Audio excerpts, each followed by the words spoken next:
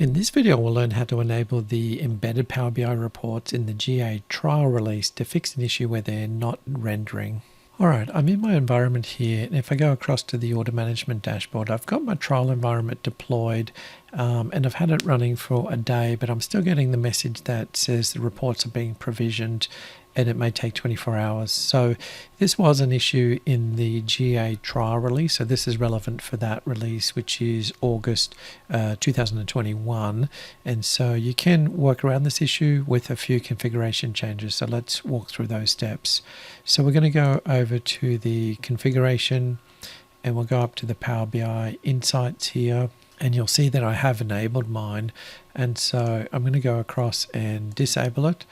And we're going to save this. So we save the change. Now we'll go over to the Maker portal. So I'm going to go to make.powerapps.com, and I want to make sure I'm in the same environment that I'm actually working on. So this is my trial environment. So I'm going to go over to data, and then I'm going to go to tables, and we want to go to all, and we want to find a table MSDYN underscore full. All right.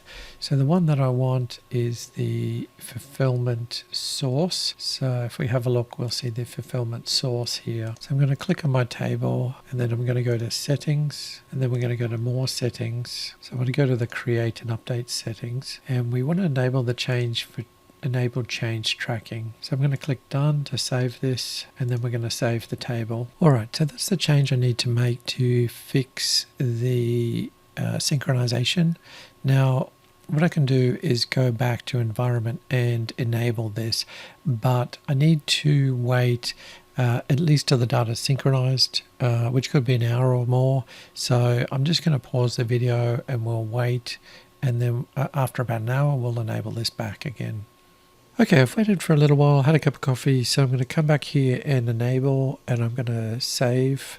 And so now we've re-enabled the dashboards, and so we can navigate back to the dashboard. So I'll go to the order management dashboard, and now you'll see that they start to render, and then as the data moves over, you're going to get the indicators start to show up on the dashboard. So that's a quick walkthrough how to correct the issue where the reports are not displaying in your trial environment. Dynamics 365 Intelligent Order Management is a new application in the family of Dynamics 365 applications. Built on the Microsoft Power Platform running on the Microsoft Azure Cloud.